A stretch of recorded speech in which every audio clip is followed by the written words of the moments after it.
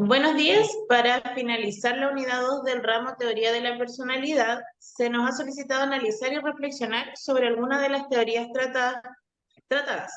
Con mis compañeros Caterina Escobar, Mauro Ramos y Natalia Urrutia, y quien les habla, Caterina Fuentealba, hemos elegido la teoría humanista. Es sabido que a lo largo de la historia han surgido diferentes y múltiples teorías que explican conductas, pensamientos y emociones, lo que ha permitido predecir de cierta manera comportamientos humanos y analizarlos en profundidad. En la época de la posguerra, en 1962, o cercano a esa fecha, surge la necesidad de vivir plenamente, surgiendo gracias a esto la teoría humanista, fundada principalmente por psicólogos y pensadores progresistas que buscaban una alternativa a los modelos vigentes, determinantes y propensos a la fragmentación.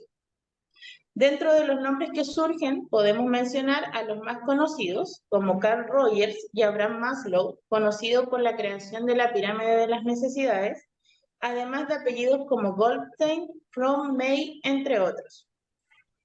El objetivo de esta teoría era desarrollar un enfoque que atienda a la subjetividad y la experiencia interna del individuo como un todo, investigando además aspectos y fenómenos más positivos del ser humano como el amor, la creatividad, la comunicación, el libre albedrío y el arte de ser uno mismo, como menciona Rogers. El humanismo sienta sus bases en la fenomenología y el existencialismo, siendo lo primero lo que apela a la experiencia intelectual y emocional como legítimas fuentes de conocimiento, y lo segundo proponiendo una reflexión sobre la propia existencia humana, considerando la conciencia y el dinamismo.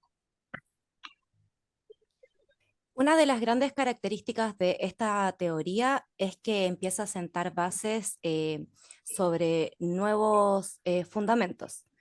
Las aspiraciones del humanismo en este cambio que intenta crear se basa principalmente en una visión holística del hombre, concibiendo al individuo como un ser total. Es decir, que la dimensión mental está integrada a la conducta y también a lo espiritual. También proponen que la psicología tenga una dualidad científica y filosófica, es decir, que el conocimiento se base en un alineamiento ecológico y humanizante, considerando tanto el contexto interior como el exterior del individuo. Y por último, busca también eh, enaltecer en la oportunidad de buscar el conocimiento en base a variadas fuentes que permitan nutrir el concepto de individuo, como lo es la filosofía, la magia y el arte.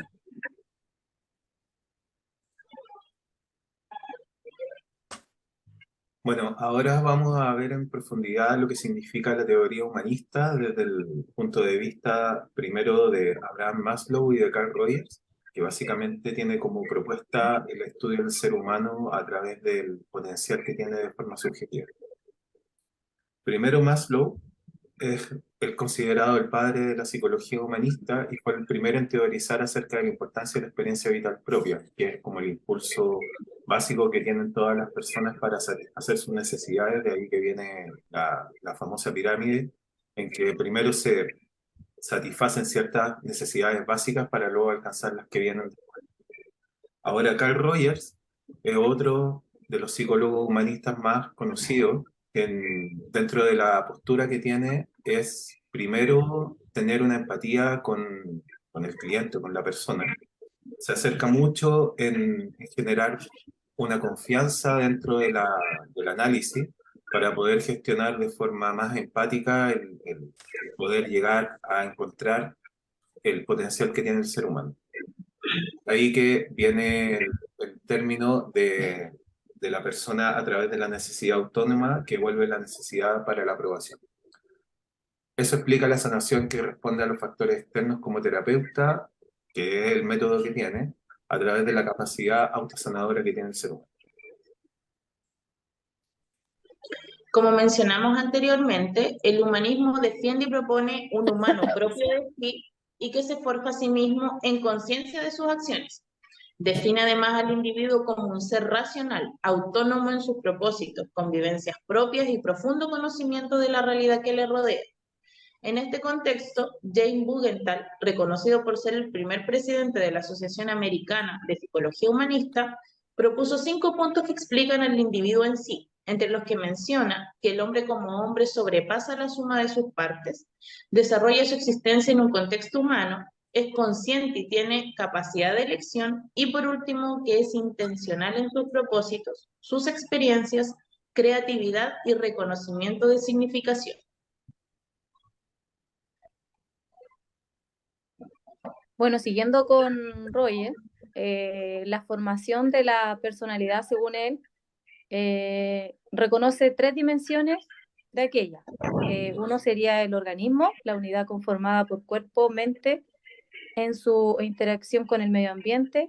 El segundo sería el campo fenoménico, el conjunto de experiencias que tienen lugar en el organismo a medida que éste se relaciona con su medio momento a momento.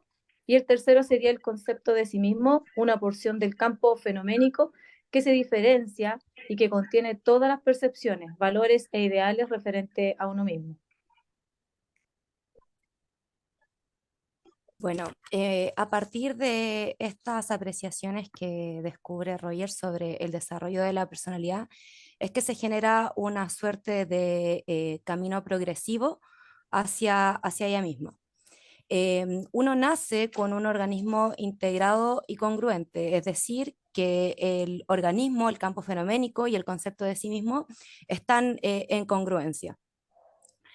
Después de esto, la conducta es impulsada por la tendencia actualizadora, que es un concepto que comienza a establecer Maslow y luego lo sigue desarrollando Rogers, que habla sobre la importancia de ir integrando nuevas aptitudes para el desarrollo de la personalidad. Esta tendencia actualizadora se orienta según la valoración organísmica, es decir, según lo que nos va pidiendo nuestro propio organismo, y a partir del campo fenoménico se genera una imagen de sí mismo. Esta imagen de sí mismo, cuando empieza a confluir con nuestro entorno, se valida mediante una consideración positiva. Esta consideración positiva es buscada principalmente en los cuidadores, padres y en el entorno más cercano. Se busca construir un concepto de sí mismo que asegure la sobrevivencia y ahora también el afecto a partir de esta consideración positiva. Y en relación con los padres, la relación con los padres introyecta criterios basados en la condicionalidad de afecto. Es decir, esta imagen de sí mismo que se estaba creando luego pasa a necesitar de la valoración positiva de los padres, quienes a través de sus propias ideas introyectan, es decir, depositan estas ideas en el niño, y a partir de esto la relación con los padres y estos criterios introyectados se empieza a condicionar el afecto. O sea, ahora buscamos sobrevivir, buscamos también ser valorados, y esto genera una imagen de nosotros mismos que debiese ser la mejor imagen. La valoración organísmica pasa a ser condicional, por lo que el concepto de sí mismo y el organismo no coinciden. Es decir, esto que se generó en primera instancia al nacer empieza a ver cómo los elementos externos confluyen y tergiversan esta imagen de sí mismo. Y el estado de congruencia, al volverse incongruente, genera un desajuste psicológico, que es lo que lleva a la sucesión de conflictos, las conductas defensivas, las conductas desorganizadas.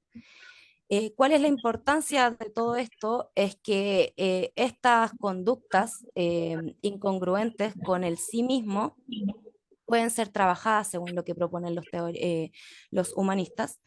Y para eso Rogers propone la teoría del funcionamiento óptimo, que será explicada más adelante. Antes de eso, quisimos explicar en profundidad un poco del desajuste psicológico, ya que aquí Rogers nombra conceptos como la psicosis o la neurosis, que es lo que estuvimos viendo en esta unidad.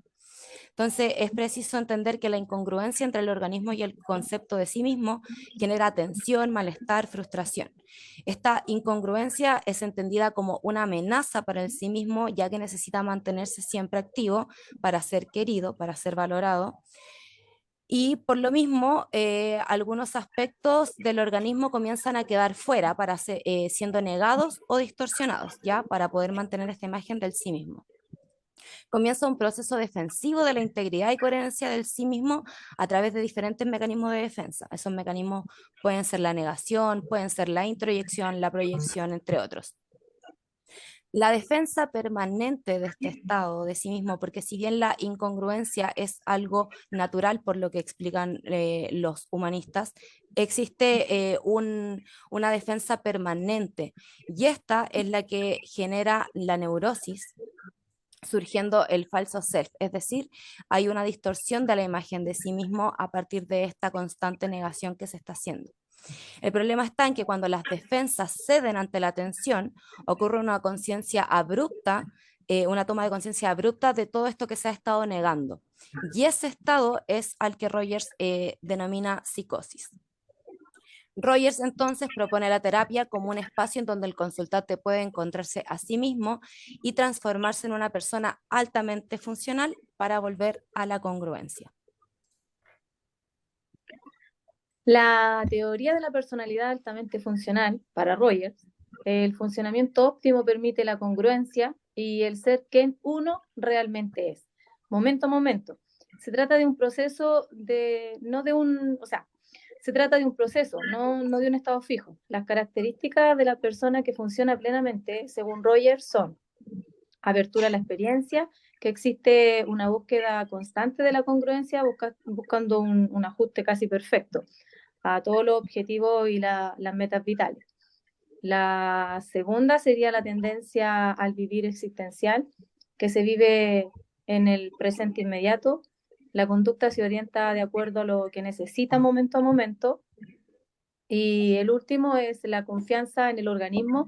Se confía en el organismo, en una fuente de información fiable para tomar decisiones y orientar su conducta.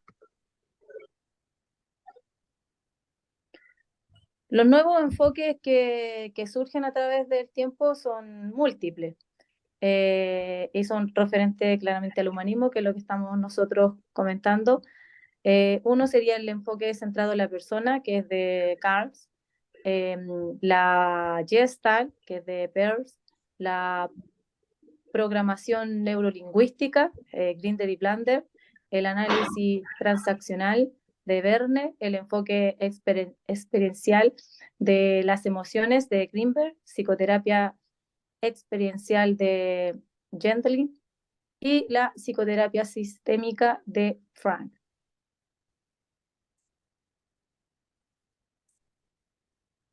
Sí.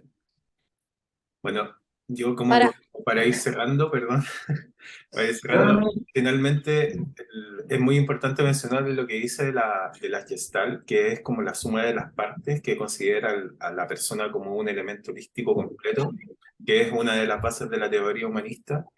También es importante destacar que a través de la terapia y como futuros psicólogos también tenemos que considerar que la empatía es muy clave porque existen también múltiples dimensiones en que la persona también tiene un malestar y que probablemente está pasando por un momento complejo. Y desde el enfoque humanista, llegar a interpretar ese tipo de señales es súper importante. Entonces, creo que el núcleo del ser humano siempre es como sacar el potencial que uno tiene y creo que el trabajo del psicólogo también es muy importante por eso. No sé si quieren cerrar algo más. Claro, entonces para finalizar nuestra presentación, tal como dijo el compañero, en eso resumimos nuestras conclusiones, especificando y resaltando nuestro rol como profesionales, como futuros profesionales, la necesidad de integrar todas las dimensiones de la persona, más allá de para predecir un comportamiento, sino que para poder entregar la herramienta oportuna para que la persona pueda conocerse a sí misma. Dicho todo esto, agradecemos la atención del profesor y concluimos así nuestra presentación. Chao, gracias, chiquillos. Chao. Chao, gracias.